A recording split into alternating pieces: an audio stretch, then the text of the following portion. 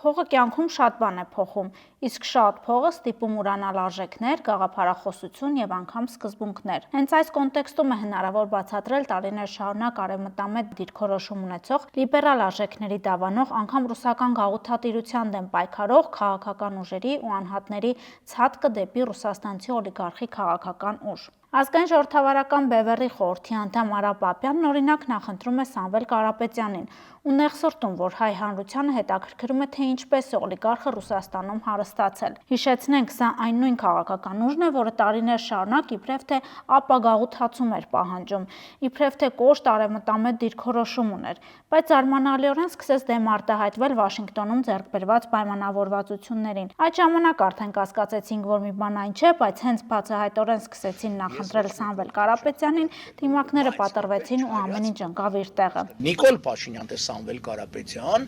ինձ համար ընդունել է ավելի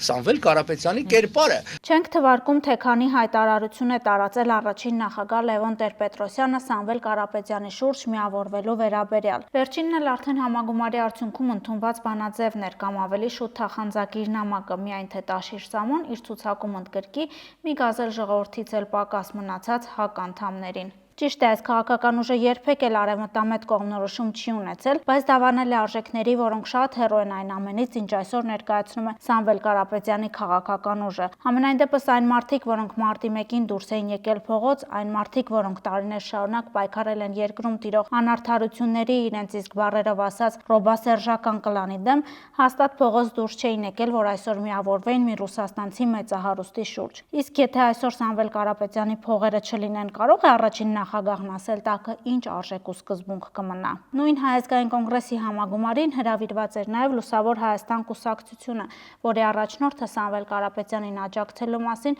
ոչ մեկ անգամ է հայտարարել, սակայն զարմանալիորեն հանրությանը տարիներ շարունակ ներկայացել որպես արևմտամետ քաղաքական ուժ։ Համագումարով ստացվում է, որ քաղաքական դաշտում առկա ուժերի մի մասը նախորդ ընտրություններից ի վեր չի ձևավորել սեփական օրակարգը։ Շատերը խաբել են հանրությանը իրենց ներկայացնելով բոլորովին այլ արժեհամակարգի կրող։ Տարիներով սպասել են մի հարուստ քեռիկա, 2 կոպեկ փող տա, դաշինք կազմեն կամ ցուցակում տեղավորվեն ու մտնեն խորհրդարան։